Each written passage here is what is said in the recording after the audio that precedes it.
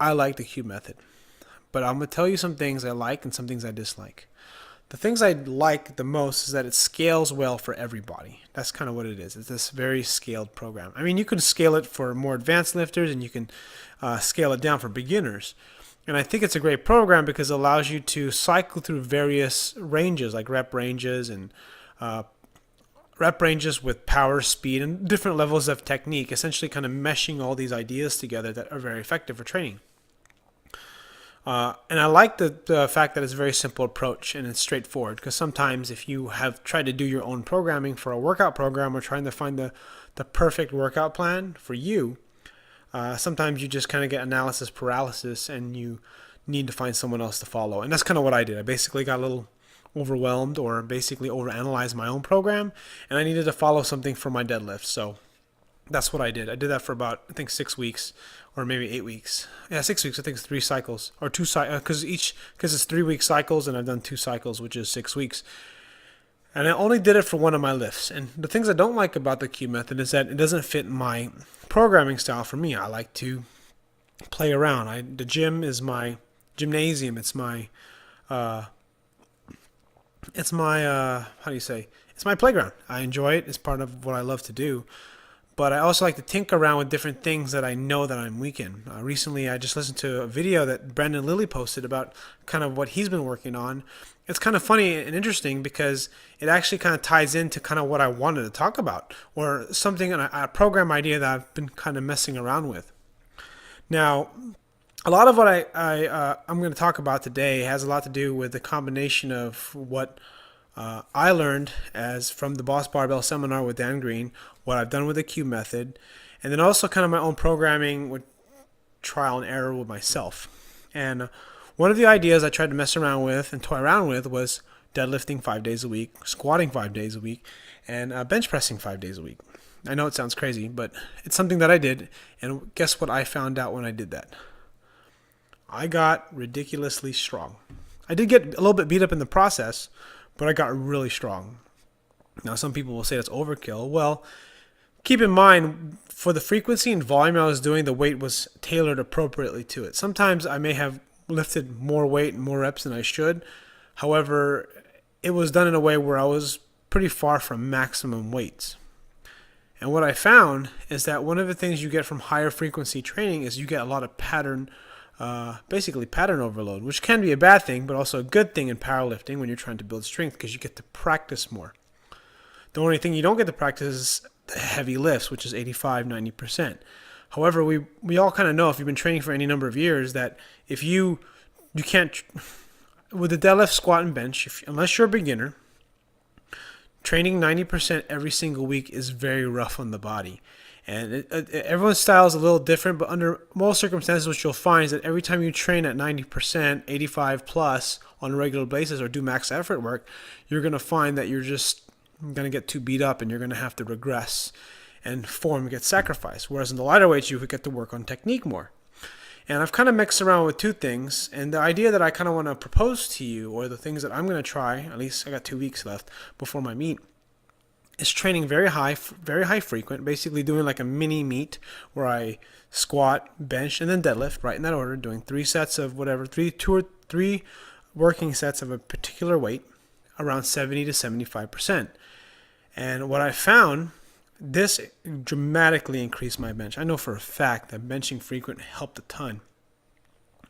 Deadlifting doesn't always work the same way simply because the weight is too light. Like if you're deadlifting 315, maybe even 405, it's not going to really, it doesn't always carry over perfectly, but it carries over enough. And squatting, I will say that for me, squatting is definitely going to benefit me more frequently because I need to practice setting up on that low bar position, opening up my chest and opening up my posture. So the idea here is that if you train more frequent, you're going to be able to create a pattern and routine for yourself so that you can kind of get dialed in. Sort of like if you play golf or you've played golf in the past or know about golf, there's this thing called a pre-shot routine. Before you address the ball, you kind of go through certain things. You look at where you're going to aim the ball, you get ready for the swing. The only difference between golf and weightlifting, or powerlifting for that matter, is that when you do max effort work, or in the case of golf, taking this analogy, stretching this analogy further, is that if you keep trying to drive the ball as far as you can every single time, there's a good chance you're just not going to be able to play well because there's certain accuracy involved. And the idea is that before you hit the ball, you are kind of going through a sort of routine. And in the case of powerlifting, bench pressing, squatting, and deadlifting, all these stuff have a certain routine. And in the case of powerlifting, again, it's a single repetition. So sort of what I like to do this next week, because I have 2 weeks left, this is next week I'm going to do a high frequency training, probably working on a 70 to 75%. I might actually work at 80% or maybe even close to 85%, maybe 83% of my 1 rep max on the lifts for maybe a single, just to make sure that I can kind of keep my nervous system fired up. And so the next week you're going to see a lot more videos. This week there wasn't a whole lot of videos for my workouts because I squatted heavy one day, benched heavy one day, and I deadlifted heavy one day. So there's only 3 real training days. Today, this next coming week, I'm going to bench press, squat, and deadlift every single day, probably starting on Sunday. And the purpose of this, again, is to get that pattern down and really keep things light because I really want to work on my form and my technique and get used to my position. Well, most of all, I got to get used to my gear, my powerlifting belt, get used to kind of creating pressure, creating all these little routines and cues so that I can kind of make sure that I treat 135 pounds like 500 pounds. That's kind of the idea. And again, like a lot of what I'm talking about when it comes to the cube method and what I learned at Boss Barbell is kind of what's been working for me. And what I found, all right, this is what I found. I've done this about 2 or 3 times. I've done this 2 times already. When I train super high frequent, very low loads, and then I try to go for like a 1 rep max or go for a very heavy week, I blow my numbers out the water. Like I'll do 500 pounds deadlift, and I'll do, I'll get one or 2 reps, and then I'll freaking do 3 sets of 3. Like on a previous video, I think I did 2 sets of 3 with 500 pounds. And a lot of that happened because I was doing very high frequency training, I think. And I'm going to play around with this idea where you essentially, you train very high frequent for 1 week, and then you do kind of a max effort, not max effort, but heavier week, a traditional style where you squat, bench, and deadlift on separate days. And I think cycling through that is very effective. Or I think maybe a better way and more effective way to do it would be to do a high frequency week, 70 to 75% of your 1 rep max for like 3 sets of 8 or 3 sets of 5 or something like that. And then the following week, you do kind of a heavy 85% plus a squat, bench, and deadlift on separate days. And then and then the week after that, you do kind of a high-frequency training again, but then almost like a little bit of a deload or a little bit less, maybe 65%. So I'm playing with this idea. I'm finding that it's working for me, and I really like it because it really helps me. Every time I lift, just so you understand, when I lift frequent, I learn something new every single time. Something about my form, something about what's weak in me, something about everything I'm doing. And the big reason why I learn so much is because I'm recording myself every single time, and I watch how I squat, I watch how I move, I watch the bar path move. And because I'm so OCD or obsessed and just a nerd about these things, I want to share these ideas with people that might want to get better.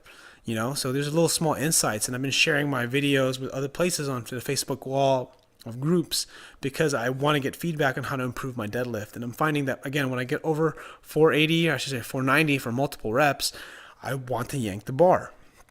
And then if I just focus on pulling slower, I'm a lot more better. But then again, there's a little bit of hesitation. Anyways, this video's gotten a little longer than I like it to. If you watch it, thank you so much. If you made it this far, if you please comment, make any suggestions, click like. If there's anything else you want me to talk about, please feel free to ask. Because one of the things that make me a little, I would say in my opinion, for me, it makes me a little bit different than everybody else out there who talks about powerlifting is I've worked with regular people on a one-on-one basis for years.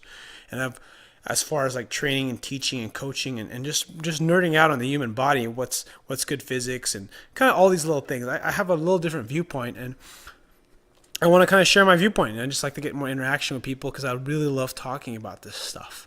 Anyways, thanks for watching. Subscribe if you're not already a subscriber, and click like if you haven't already. Thanks for watching.